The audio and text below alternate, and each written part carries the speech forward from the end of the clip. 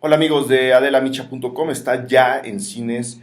Ghost in the Shell, La Vigilante del Futuro, le pusieron como segundo nombre en español, una película muy esperada que por un lado había levantado quizá demasiadas expectativas y justo por eso es que despertó la desconfianza de mucha gente, entre ellos la mía propia. Por un lado el director no tiene un gran historial, los guionistas tampoco, pero por el otro lado sí había un trabajo de reparto y de diseño visual y de producción que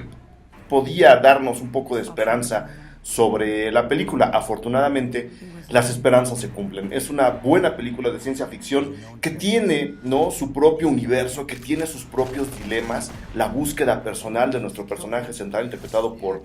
Scarlett Johansson, Major, que es en muy pocas palabras una conciencia que ha sobrevivido varias etapas y varios ataques y que ahora vive en un cuerpo completamente mecánico y robótico, y eso hace, por supuesto, que se cuestione su propia humanidad, ella a sí misma se cuestione su humanidad, se cuestione muchas cosas de identidad, y a partir de ahí la película la va comunicando con otros personajes que acaban generando juntos, con el espíritu de la película, curiosamente, pues una reflexión muy propia de la ciencia ficción, una reflexión, qué tan humanos podemos ser, en dónde está la humanidad, qué tan tecnológico puede ser un humano o qué tan humano puede ser lo tecnológico. Son cruces que la ciencia ficción ha tenido todo el tiempo, también el juego de realidades, ¿no? ¿Cuál es la realidad real y cuál es la realidad que este filtro de tecnología me está comunicando? Por ese lado, la película cumple con sus altas y con sus bajas. No es una película perfecta, pero sí yo creo que es una de las mejores películas de ciencia ficción que he visto en los últimos 7 años. Ha habido muchos intentos, ha habido muchas nuevas versiones y no le habían llegado al nivel de lo que la ciencia ficción requiere para comenzar a ser interesante y sobre todo propositiva. Esta película lo es, no solo por eso, sino por el lado visual, que es donde uno empieza a encontrar dulces por toda la película. Yo recomiendo mucho verla en formato IMAX, verla en pantalla grande, verla probablemente en tercera dimensión. Guarden ahí sus pesitos para poderla ver con todo lo que se merecen, y disfrutarla. Creo que es una película que a nivel visual se dejó ir, dejaron que la gente se divirtiera y eso se nota. Filmada en Hong Kong, que luce como una ciudad, sí, del futuro, pero al mismo tiempo eh, muy contemporánea. Entonces, jueguenle por ahí, entren en la Ghost in the Shell, no se van a arrepentir, creo que es una película interesante y ya luego hablaremos de las comparaciones entre quién le robó a quién, si de Matrix a Ghost in the Shell. Yo creo que simplemente son temas que la ciencia ficción trata y ha tratado siempre, no hay que acusar a nadie. Disfruten Ghost in the Shell, La Vigilante del Futuro. Una recomendación para el cine en estos días es sin duda alguna El Tiempo Suspendido, un documental de Natalia Brustein que, a pesar de su aparente simpleza, tiene una complejidad, sobre todo en las lecturas que propone, realmente grande. El documental, así como está planteado, es la narración de cómo una mujer, Laura Bonaparte, activista argentina, luchadora social, psicóloga, mujer de combate, perteneciente a las Madres de Mayo en Argentina, una mujer que sufrió la represión de la dictadura argentina de manera directa, cómo es que de ser esta mente completamente lúcida, llena de datos, llena de referencias, llena de direcciones, llena de horas, llena de puntualidades de memoria muy importantes, que se nos muestran en el documental como parte de su lucha, se convierte después en una mujer igualmente dulce, igualmente guapa, igualmente brillante, pero que, atacada por la demencia senil, termina por perder esta memoria que la hace quien que es además de la manera como la vamos a recordar, como una mujer combatiente. Entonces, el documental enfrenta estos dos polos para que en medio nosotros vayamos armando una disertación y un entendimiento de la importancia de la memoria en sí, de acordar y de acordarnos de los demás y de recordarnos a nosotros mismos, y después, siendo Laura Bonaparte quien es, la memoria primero, el papel de resistencia de la memoria debajo de una dictadura tan fuerte y tan deshumanizada como todas, pero en este caso en particular la Argentina, y después llevarnos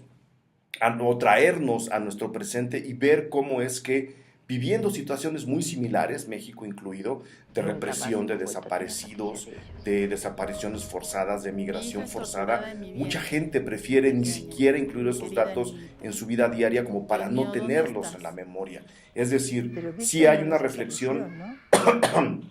ante la lucha de Laura, hay un recuento no explícito, muy tácito, quizás hasta subterráneo, de la dictadura argentina, pero hay también y sobre todo una invitación a compararlo con lo que está pasando ahora en México. En este caso, Natalia Brustein vive desde el año de edad que tuvo que dejar Argentina aquí en México, y ver cómo es que estas situaciones se están repitiendo justo por no querer o no poderlas recordar. Es en realidad un documental estremecedor por un lado, pero ilustrador por el otro. Es un documental que nos lleva a profundidades muy intensas, pero que no nos quita la esperanza. Entonces, lo recomiendo mucho, vayan a ver El tiempo suspendido, es un excelente trabajo, y por supuesto, entren a la reflexión y entren a pensar qué es lo que puede surgir de una memoria mal aplicada, como probablemente se esté aplicando en México y como en Argentina en este caso no quieren dejar de hacer, no quieren olvidar, no quieren que esa información y ese terrible paso por la historia que tuvo el pueblo argentino quede en el olvido. Se los recomiendo mucho, es un ejercicio realmente interesante, muy importante en nuestros días. Ya está en cines Boomerang, una película francesa que tuvimos hace algunos años en algún tour de cine francés. Ahora llega a la cartelera comercial. Yo la verdad creo que es una muy buena opción para tener una película entretenida, interesante, muy bien actuada, bien filmada, bien contada, que los va a tener además bastante intrigados a lo largo de su hora 40 de duración. El director es François Fabrat y protagonizan Logan Latit y Melanie Laurent, una actriz ya muy conocida en el mundo, no solo en México, que aquí hace un trabajo, aunque está un poco metida en segundo plano, porque la historia está más centrada en su hermano, digamos, en el personaje que es hermano de esta mujer. Ella lo hace realmente muy, muy bien. La película comienza prácticamente con un accidente que se deriva de una discusión familiar entre dos hermanos, y lo que hace Fabrat es, a partir de este accidente, llevarnos en un flashback que luego va rebotando dentro de sí mismo, orillándonos incluso a tener capítulos de la infancia de estos personajes,